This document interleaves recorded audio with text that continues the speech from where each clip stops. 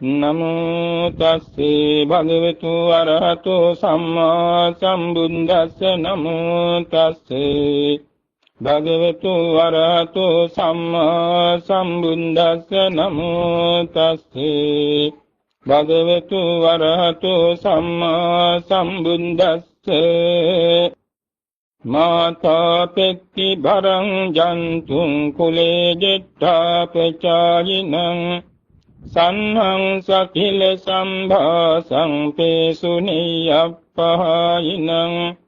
මච්චේර විනයේ යුත්තං සච්ඡං කෝදාභිබුං නරං තං වේදේමාස් ආවතින් සා ආහු සප්පුරිසෝ ඉති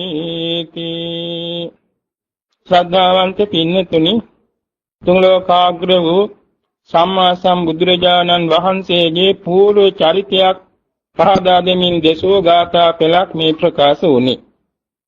සරුවඥන් වහන්සේගේ බෝධිසත්ව චරිතාපදාන තුලින් බෞද්ධ ජීවිතයකට ගත යුතු අනන්ත අප්‍රමාණ පාඩම් පෙළවල් අපට තියෙනවා. ඒ ඉතා වැදගත් පාඩමක් තමයි මේ ගාථා දෙකට සම්බන්ධව පවතින්නේ.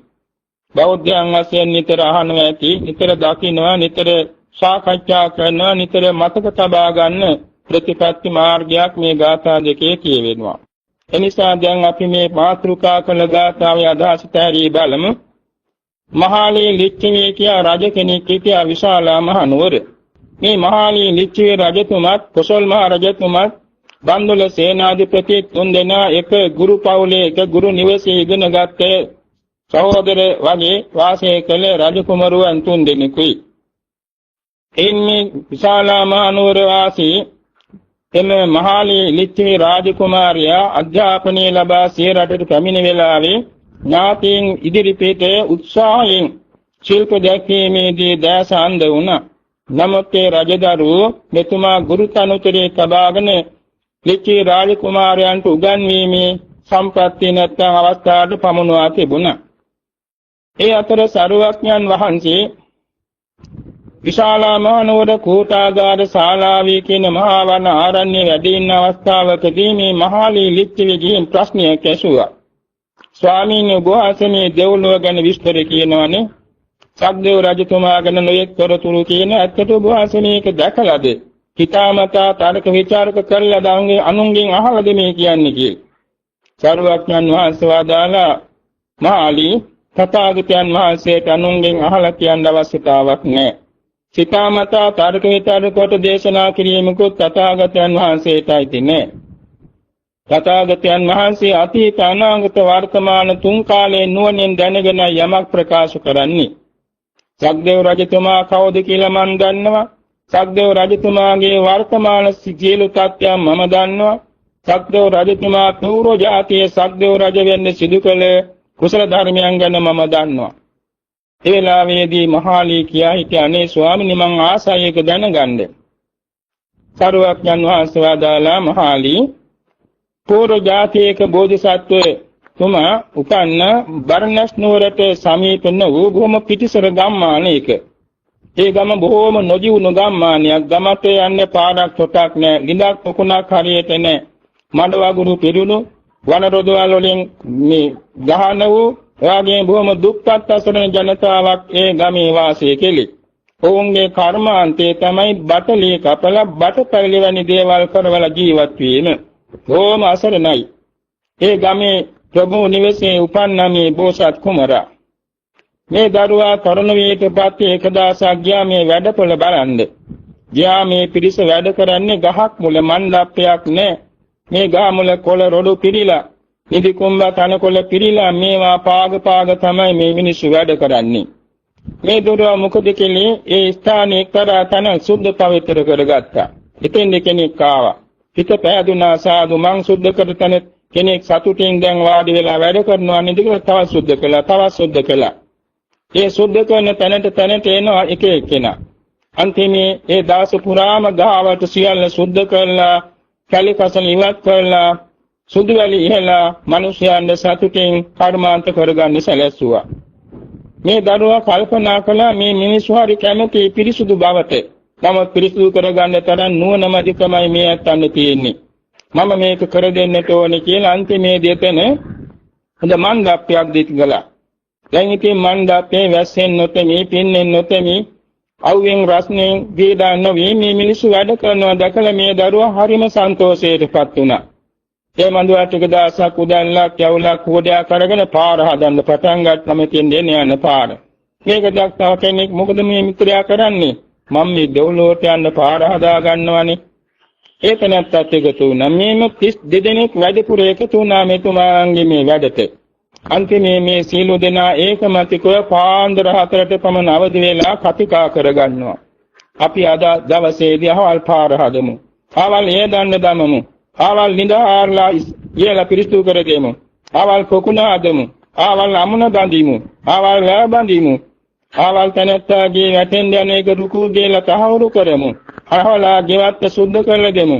මේ මුළු දවසේම මේ අතු තමන්ගේ ගෙදර දොරේ වැඩටත් වඩා ගමේ දියුණුවට වැඩ කරන්න පටන් ගත්තා. මේක ටික දවසක් යනකොට මුළු ගමම එලිපෙහෙලි වුණා.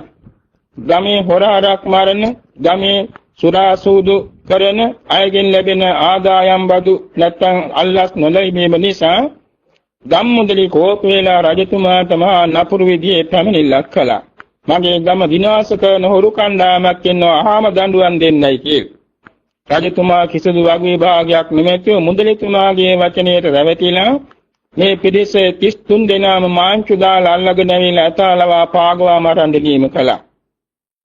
මගමානෝ කියන මේ බෝසත් කුමාරයන් වහන්සේ තමන්ගේ මිතුරන් දෙකවා මිත්‍රවරුනි. තමන්ට මේ ඇතාට මේ මුදලිට මේ රජතුමන්වත් එකසේ මෛත්‍රී කරන්න. ඔබ කවුරුත් වරදක් කළා නෑ ඔබ මෛත්‍රී කරන්න.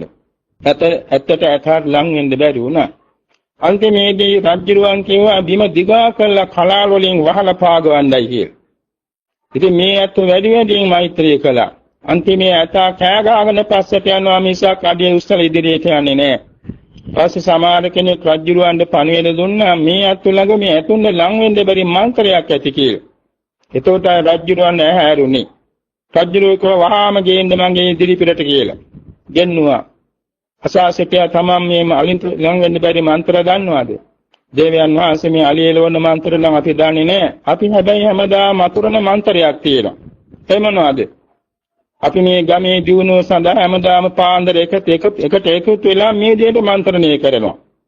අපි ආවල් පාර හදමු, ඉලිහාරමු, පොකුණහාරමු, එවාගේ වැය බඳිමු, අමුණු බඳිමු, එවාගේ මහවලා ගෙවල් දොරවල් තහවුරු කර දෙමු, ගෙවතු පිරිසුද්ධ කර දෙමු. මේ තමයි අපේ මන්ත්‍රය.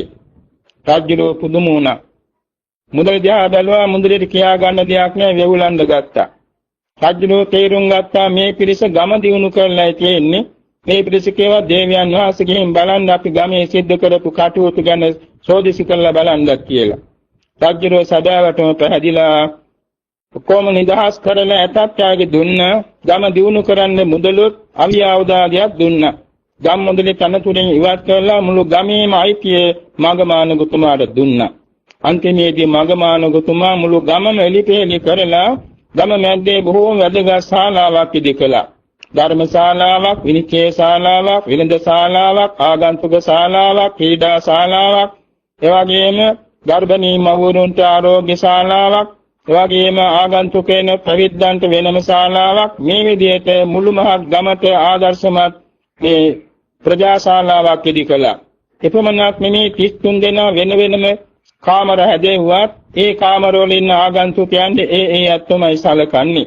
මේ විදිහට මුළු ගමම එක්කාසු කළා මුළු රටටම ආදර්ශවත් ගමක් බවට පැමිණෙව්වා. පමණක් නෙමෙයි මේ මගමානවතුමා අනිත්‍යයට වඩා විශේෂ පින්කම් හතක් සිදු කළා. ඒ තමයි මේ ගාථාව කියවුනේ. මාතා පෙත්ති බරං මෞපියන් සැබවින් මනවින් උපස්ථාන කළා. කුලිය ජෙත්තා ප්‍රචායිනං තමන්ගේ වැඩිහිටියන් බොහොම ගෞරව කරමින් අසංග්‍රහ කළා. සන්නං සකල සම්භාසං කවදාකවත් පරුෂභාෂක් නොකිය මුරුදු මොළොක් ප්‍රිය වචනම කතා කළා. තේසුනේය පහයිනං අසමගේට හේතු වෙන කේලාම්බස් කීනෙන් වැළකී සමගදන් වඩන වචනම කතා කරන්න එතුමා පුරුදු වී සිටියා.